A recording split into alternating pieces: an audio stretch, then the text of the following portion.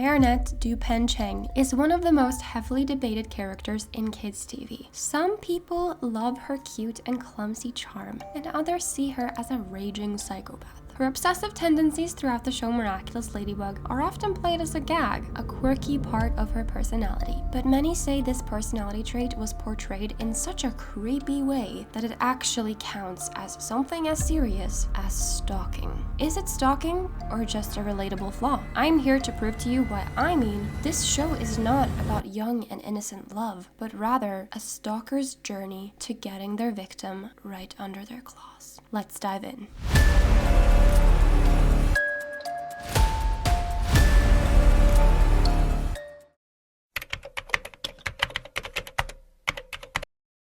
First, we need to define what stalking actually is. There are many different definitions of stalking. If I just Google the definition, it basically says that stalking means to repeatedly behave in a threatening way that is cause for emotional stress towards a specific person. However, in the Cambridge Dictionary, stalking is defined as the crime of illegally following or watching someone over a period of time. But if we look at the Merriam-Webster dictionary, stalking means the act or crime of willfully and repeatedly following or harassing another person in circumstances that would cause a reasonable person to fear injury or death, especially because of express or implied threats. One common theme in these definitions is the element of fear. However, let's look at the etymology of the word stalking to get an even better understanding. The word stalking actually comes from the Old English stalkian, or staltien, I don't know how to say it, which meant to move stealthily, usually referring to hunting. Over time, it evolved to describe the act of following someone persistently, and by the late 20th century, it became a legal term for harassment and unwanted pursuit. The word stalking evolved to be used in courtrooms and to describe specific crimes. I think that is why in most definitions, it needs an element of danger to be officially classified as stalking. However, obsessive surveillance over another person to an invasive degree is still classified as stalking, if you ask me. If an acquaintance of yours had a shrine dedicated to you, obsessively watched videos you were in, memorized your daily life, followed you while you were on vacation, observed you in secret while you were having private conversations with other people, and tried to isolate you from people they deemed threatening without your permission, you would be very uncomfortable with that, wouldn't you? And does it really matter whether you know about it or not?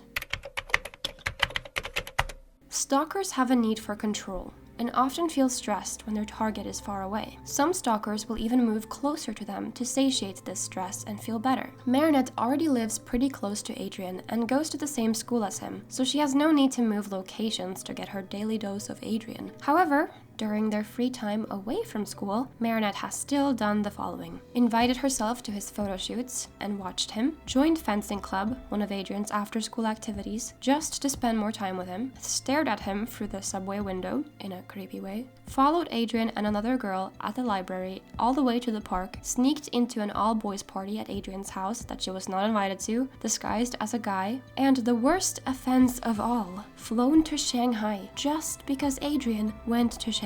Yes, she had an excuse to visit her uncle, but she would have never gone at that specific time unless Adrien was there. Wanting to be closer to the person you like is a very natural feeling that I think we have all experienced at some point. I know I have, but it goes beyond a simple crush once your actions become this extreme.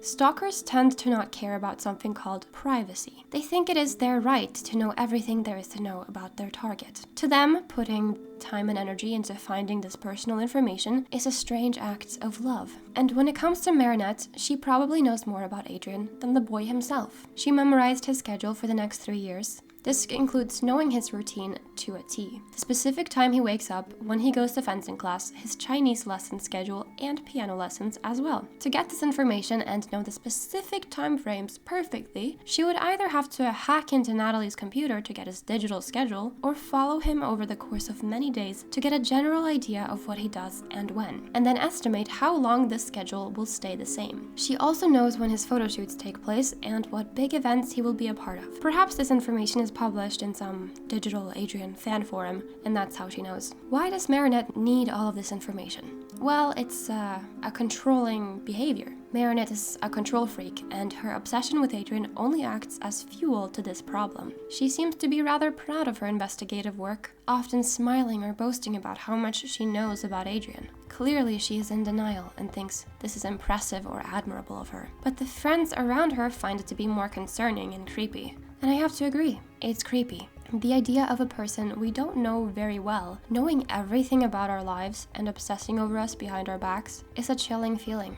It feels deceptive and invasive. Marinette knows all of this and acts clueless in Adrien's presence. It's dishonest and it's a power imbalance.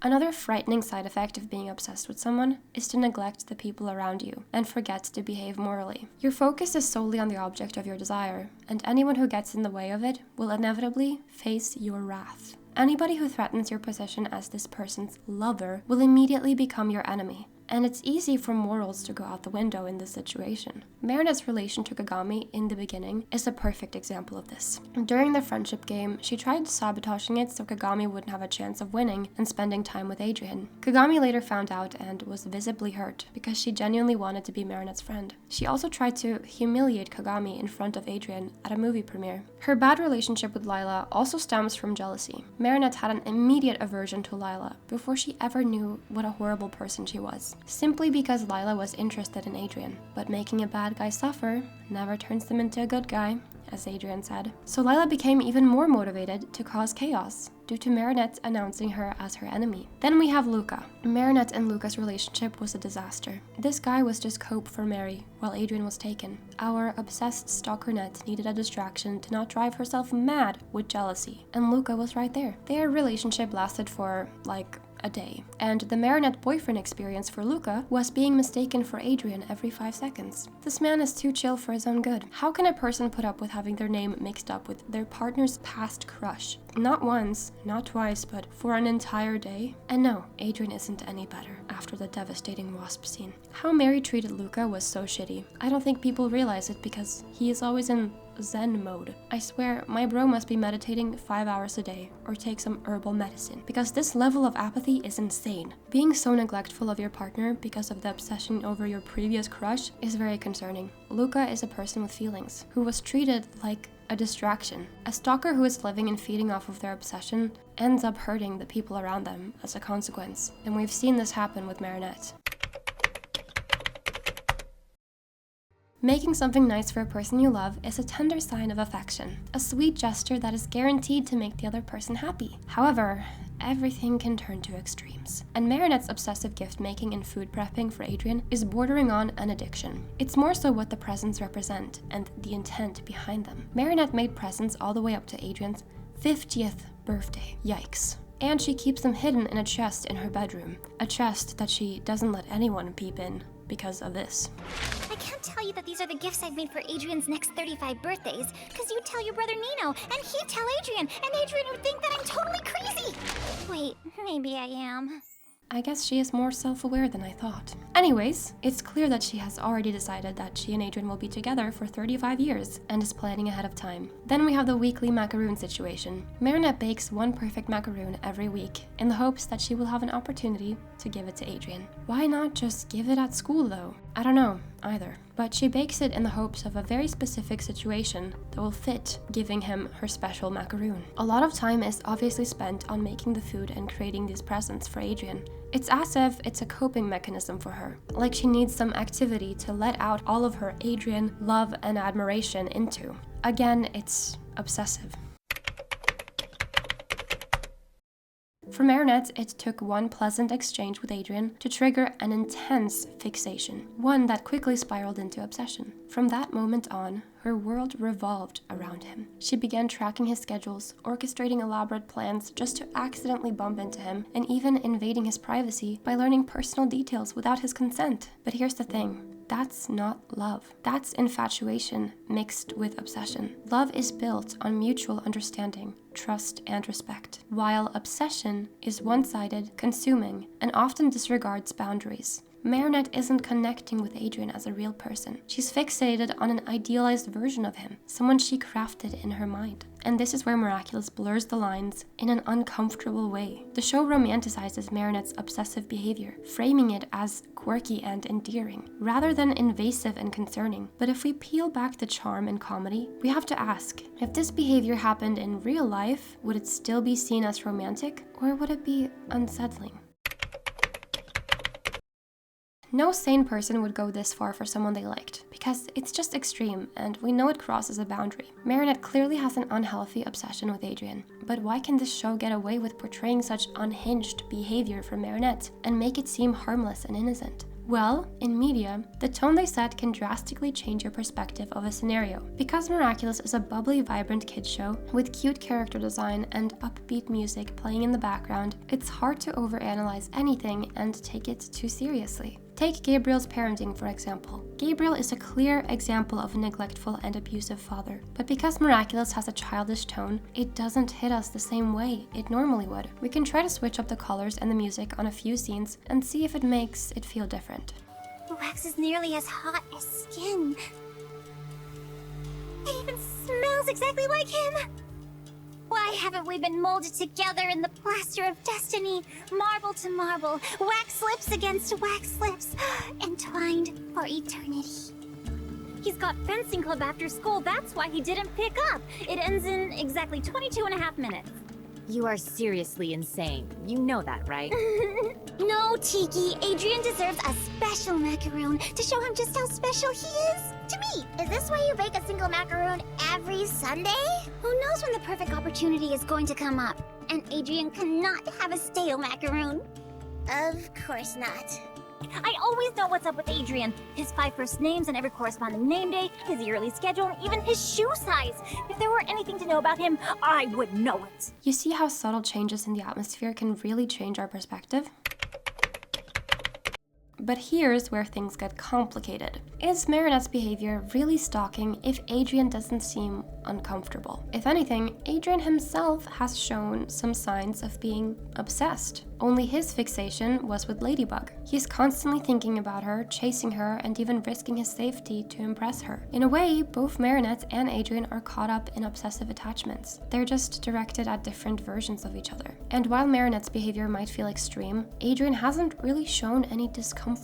In fact, there are moments where he seems to enjoy her attention. He smiles at her awkwardness, accepts her gifts, and even seeks her out. He's even seen hints of her obsession, like her nervous rambling or exaggerated efforts to be near him. But he doesn't react negatively. If anything, he finds it charming. And that's key. For behavior to cross into harassment or stalking, there needs to be an element of unwanted attention. It's about how the recipient feels, discomfort, fear, or a sense that their boundaries are being violated. But Adrien doesn't really seem to feel that way. He's comfortable, even sometimes entertained by Marinette's antics. So while her actions might seem obsessive to us as viewers, in the context of the show's universe, where Adrien isn't resisting or expressing discomfort, it's harder to label it as harmful. Their dynamic is strange, sure, but it's sort of mutual in its own chaotic way. Adrien is still unaware of how far Marinette has taken her obsession, however, so in a way, he can't really judge her clearly because of it. Marinette, regardless of the recipient, is behaving in a very unhealthy and invasive way. She was just very lucky that Adrien didn't seem to mind as much, and a big reason for that is because Adrien has very little experience socially. He was locked up most of his life, and was surrounded by pretty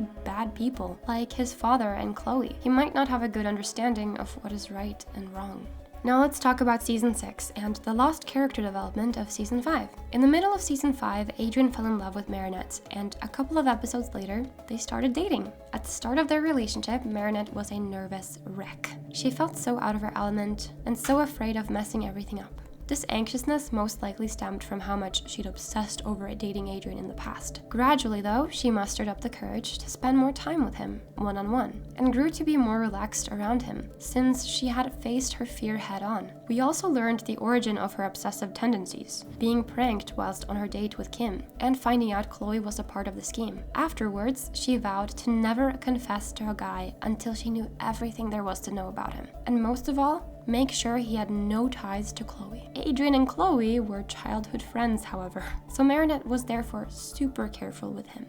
It seemed like Marinette had found her peace with Adrien at the end of season 5. She wasn't the nervous wreck she used to be, and she had worked through her stalkerish tendencies. Then cut to season 6, and everything is turned on its head. Marinette is unable to go on a simple date with Adrien without leaving at every chance she gets. But didn't we already work through this nervousness? I get that it's a long process to get rid of your anxieties, but this is just extreme. She should have been more chill than this around her boyfriend at this point. Then we have the episode Sublimation, oh lord, where Marinette takes her stalker nature to a whole new level. She not only researches everything there is to know about this new girl Sublime, going so far as to make a conspiracy board, but she also follows her around for an entire day in the attempt of becoming her friend.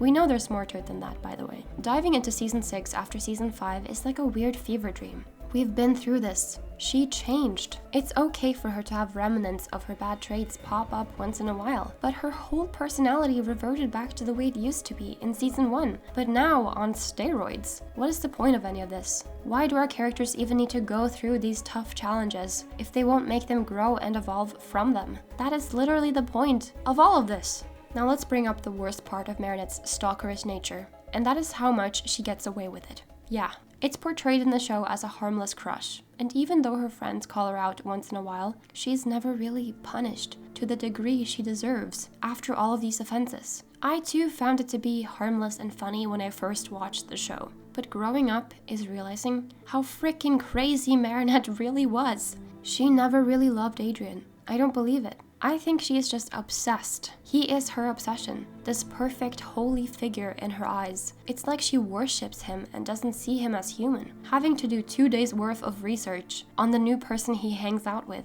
instead of just asking him and leaving it at that.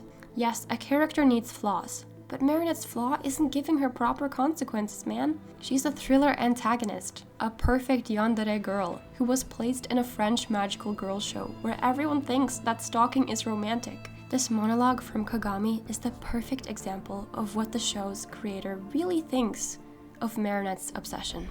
From you. You're the one blushing and stuttering and saying silly things every time that you see Adrien. You're the one who knows his schedule by heart for the next 3 years. You're right, Marinette. Adrien is perfect. He's perfect for you. You and Adrien are made for each other because you stalked him and know everything about him. Okay, interesting idea of love there. But yeah, that is their idea of love. It's very strange. You turn it the other way around, making Adrien just as obsessed as Marinette. It is clearly creepy as hell. In conclusion, Marinette is a stalker who got away with it. She got the boy, kept the friends she treated poorly, and remains her image as a good girl. The show gets away with it because of the tone they set during the stalker scenes. It's because they paint it in an innocent and sweet way. Even so, the fans are picking up on it and are sick and tired of seeing Marinette get away with her crazy behavior. This is not love. It's obsession.